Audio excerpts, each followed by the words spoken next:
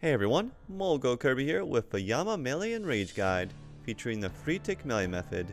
There's a mechanic at Yama which speeds up your attack speed, and this guide will show you how to activate this mechanic for a free tick Emberlight while avoiding damage.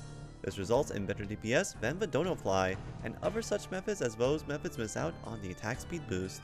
It can be a bit overwhelming to go straight into all the optimal movements, so I will start by explaining the basics of P3 to make sure you have that down, as well as the full attack pattern of P3, as knowing what's coming next makes it much easier to deal with Yama's attacks, rather than being surprised every time a wave, void flare, or fireball shows up.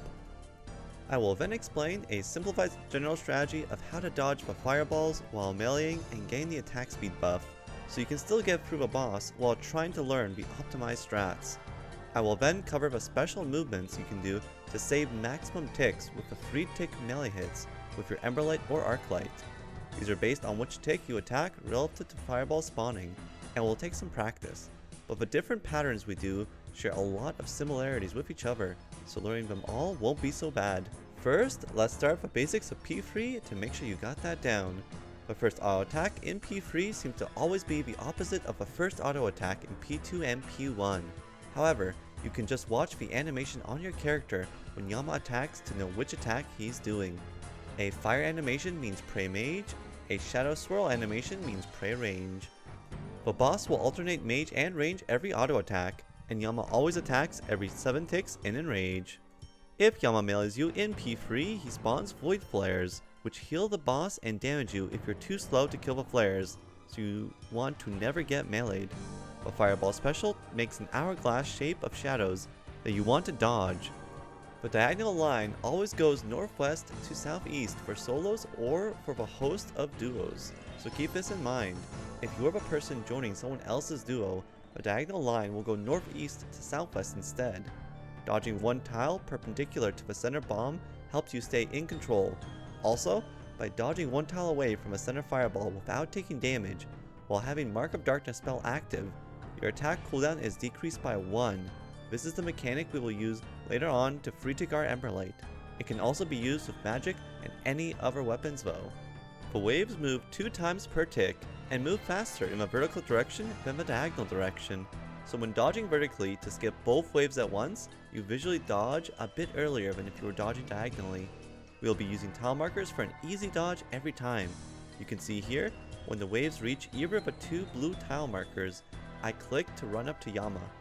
This will always avoid a melee as well, as the wave's position relative to his melee cycle is always the same. That's all the basics covered. Now to cover the boss cycle.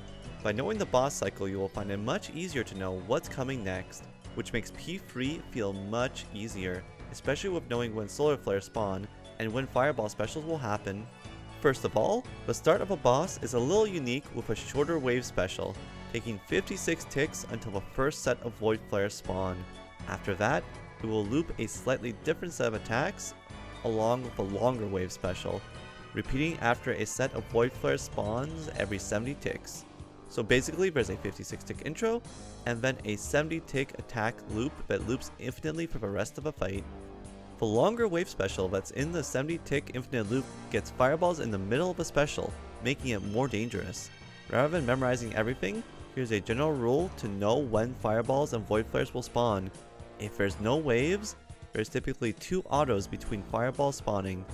This includes the auto that happens halfway through the fireball special, so fireball specials happen very quickly when there's no waves. When waves spawn, it's 3 autos between fireball specials. However, for a fireball special that happens during the waves of a 70 tick attack cycle, it will actually be cast on the same tick as the 3rd auto attack. This can throw people off, as this is the only time an auto is done the same tick he starts the fireball special, so be aware of it. With this, you will know when to expect the fireball special, which is key to making meleeing Yama much easier. Next is when to expect void flares. Void flares will spawn during the first fireball special Yama does after the waves end. When he does his auto attack halfway through the fireball special, he will summon 2 void flares at the same time. So whenever waves end is your cue to be ready for void flares to spawn during the upcoming fireball special. Now you know the entire cycle of a boss fight and can predict the specials. making the fight much easier to keep up with. Now we will cover a basic strategy for meleeing the boss before we get into the advanced tick saves you can do. First of all, you want to avoid ever getting meleeed by Yama, as this will spawn void flares which waste a lot of time to kill. Note, Yama attacks every 7 ticks, though his range/mage attack animation starts with your character lighting up with fire or shadows. You need to get comfortable with the timing to attack without getting meleeed. You can use visual metronome plugin set to 7 like I have here if you want. I only have this here as a reference for the guide though. For the rest of the fight, I find it easier to just avoid attacking on certain ticks relative to Yama's attacks. When the first set of fireballs explode, you cannot attack 1 tick after this. When the last set of fireballs explode, you cannot attack 2 ticks after they explode. When the hit splat of Yama's auto appears on your character, you cannot attack 3 ticks after that. 1, 2, and 3 ticks is easier to count in your head than 7 ticks, to know when he will attack next. Over time, you will also just get a feel for it. These are just tips to make it easier to master quicker. Make never getting melee the #1 priority. Missing a tick or 2 is better than having to kill a void flare, which takes 3 ticks even with the Purging Staff special.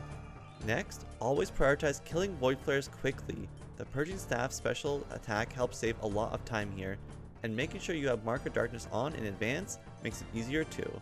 It lasts 1 minute, but if you have Purging Staff equipped when you cast Mark of Darkness, it will last for 5 minutes. If you do this during the last Judge of Yama minion, it should last for all of Enrage. For the waves, we covered earlier how to dodge them, but as a reminder, the tick they go across those 2 blue tile markers is when you can click to dodge. You can also go 2 tiles east if you want to dodge 1 tick earlier to melee Yama sooner, and then move back 2 tiles west after. I call this the early wave skip. You can optionally mark 2 tiles as a reference point for early wave skip if you want. I will mark them and include them in the tile markers pastebin just in case. Now for the fireballs, the toughest part in all of this. As a reminder, the second fireball line will always be northwest to southeast in solo or as a duo host.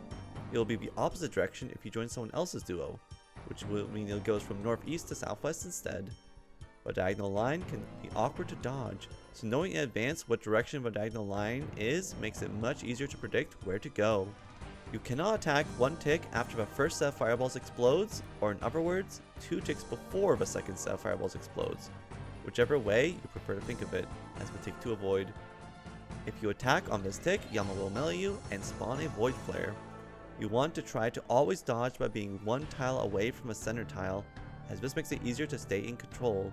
It also lowers your attack cooldown by 1 if dodged this way without taking the shadows, and having Mark of Darkness active. Note that as long as you're not directly under a fireball, you can attack Yama 1 tick before a set of fireballs explodes, and then run to the safe spot before shadows hit you, as the shadows deal damage 1 tick after the fireballs explode. Attacking 1 tick before the fireballs explode is also safe from his melee, which is also why you can always do this. You just need to position yourself in advance to not be under a fireball. In general, this strat is just very useful, as if you attack 1 tick before fireball explodes, and the correct dodge makes your Ember Light 3 tick, you can continue attacking 1 tick before fireballs explode, and run to the safe tile for the rest of them. Some of the optimal patterns are basically just doing this. Just be aware that you can't be in melee distance the tick after the first set of fireballs explodes, so you need to position yourself so you get dragged to a tile that's not under a fireball when you click to attack. For the rest of a fireball special, you can use melee distance all you want. Switching prayer to the correct style in advance can help, or you can react to the fire or shadow swirl on your character to know what to pray against during the auto mid fireballs. You cannot attack 2 ticks after the last set of fireballs explode, as a reminder, as it will trigger a melee. Try to place the first fireball line at melee distance, but if you're far away like I am here and get the vertical line, move toward the side of the line that's more in the center, as it will be much easier to deal with. That pretty much covers fireballs. We will now cover the special patterns you can do to save ticks. If you forget the special patterns, just fall back on the fundamentals of fireballs we went over just now, so you can at least get through the fight. Some of these special patterns will basically just be doing the fundamentals, and it just works out. Others will require some fancy stuff. There are basically 3 possible ticks you can be attacking on relative to fireballs, and 2 fireball rotations you can get, either horizontal line first or vertical line first. So that's 6 cycles total. Some of these cycles are very similar though, so it'll feel like there's just a few cycles. Rather than the donofly, where you get into this massive long cycle that's a pain to get back into if you mess up, this method just has you solve the fireballs as they come, so there's no getting back into the cycle to worry about. The 3 cycles are attacking same tick as Yama, 1 tick after Yama, and 2 ticks after Yama, which would be when fireballs first spawn, as they spawn 2 ticks after Yama attacks. Let's start with a cycle where you attack same tick as Yama, which is also 2 ticks before the fireball spawn. This is the God cycle as I call it. This one is a bit tricky at first as there's a lot of movement, but some of the other cycles will be in a way a simplified version of this one. So if you can handle this one, that'll transfer to learning the other ones very quickly. If you never miss ticks during the fight, this cycle is possibly the rarest cycle you'll see, but it's a very fast cycle to get. Note that the pattern is basically the same for horizontal versus vertical line start. Just remember, after the horizontal line spawns, you move right away after attacking, but after the horizontal line, you wait a tick after attacking to get the speed up before leaving melee distance, as seen here. Now for a cycle where you attack the same tick as fireballs. I call this the regular cycle, because there's nothing special about it and it only saves a little bit of time. For this one, you can either spawn the ball's melee distance or not. Melee distance is more similar to the God cycle we just looked at, which can make it simpler in a way. Spawning it far away allows for an easier pattern, but be warned that for the vertical line start, if you use the outside edge safe spot rather than the inside edge safe spot to avoid the shadows, it results in a very tricky pattern to deal with, had you spawn the fireballs far away. So I personally prefer just always spawning them at melee distance to keep it simple. But I've shown all patterns here anyways, so you can choose what you prefer.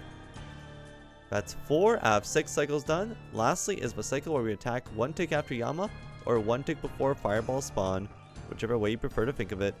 This is the Ultra God cycle if you get a vertical fire line start. You can always do 3 free tick hits with this cycle, and it's a very easy cycle to do once you learn it. If you get a close spawn at the start of P3, you can actually get Ultra God cycle right away. And with 0 tick loss, get Ultra God cycle again. This rotation saves over 6 seconds compared to donofly if you get that double Ultra God cycle, as far as damage done before first set of flares spawn is concerned. Note that if you get the wave special, you can make it back in time to dodge a wave as well. Also, for most cycles, you want to do the early wave skip if it's right after a fireball special. The only exception is the Hally Cycle, which is when you get a horizontal line start on what would have been the Ultra God cycle. This cycle unfortunately isn't that great. Bringing a Noxious Hally for a Hally cycle saves about a tick on average before flares spawn. If you don't bring Noxious Hally, you would just lose ticks and basically treat it like a normal cycle as shown. And that's all the cycles. Another tip for when you're first learning, you can purposely attack on a certain tick relative to Yama to get the same cycle each time.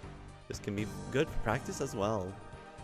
It is always better though to do whatever cycle you get, rather than purposely lose ticks to enter a different cycle. So you do want to learn all of them eventually. Either way though, the method will be better DPS than doing the donofly. So even just learning one cycle and purposely getting it every time can be good. If you do go for that strategy, the God cycle can be pretty good, as it is always a good cycle, whereas the Ultra God cycle is a 50-50 to be a good cycle. But even if you do the normal cycle, it'll still be better DPS, so it's fine. If you're going for a world record though, it might need to be a little bit more sweaty. And you can also throw in extra Scythe hits to fill in the ticks where you're basically just losing ticks on purpose of the Emberlight to not get meleeed. I have a chart I'll link, a little spreadsheet I'll link in the description. But quick summary, if you enter Yama's lair for P3 and you know that you got a far spawn and you're going to have a normal cycle, you can just go straight into doing Scythe, Scythe, Emberlight, Scythe. And that will be already a really good boost.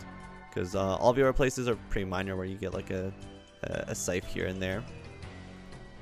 Now, since you do get a different rotation on your fire lines for your diagonal line, if you are a second person in a duo, I will show some clips here now of all the different solves done from the duo POV with a weird diagonal line, which you basically do the same thing, just kind of mirrored. So if it helps your brain, you can always like kind of go to the sort of other side of Yama to help mirror it, but yeah, it threw me off a little bit when I first did because I always solved the fires one way, and I was never the person joining somebody else's duo instance, so I would never get those patterns. But yeah. Also, duo Ultra God Cycle is a bit awkward with waves, as the second person in the duo has to position themselves on a different corner to do Ultra God Cycle. You can safely wave skip the first set of waves, but once you get the waves that spawn after the first set of flares, you can't safely skip them anymore as the second duo player, but the boss should be long dead by then in a duo. Worst case scenario, just use the solo corner. And if you get Ultra God Cycle, just lose some ticks to fall into one of the other cycles. Also, weirdly enough, it's possible to skip the first set of waves by using the same side of a corner that you use for when there's no waves, but it seems RNG. I have 2 clips here from the exact same position, and I take damage from waves in one and not in the other. The only difference being that I arrived earlier to the tile I stand on before running away from the waves. If you take damage from the waves, maybe stick to the safe solve, as I don't know for sure what is causing this variance in the waves doing damage. But yeah, that is my guide. Hope you enjoyed it. Kind of turned out a lot longer than I intended, as I was trying to get this done quick this week, but hopefully it was still good and not too long-winded. But yeah, good luck on learning the free tick Ember Lighting Yama, and good luck on contracts coming out this Friday. See y'all next time. Peace, everyone.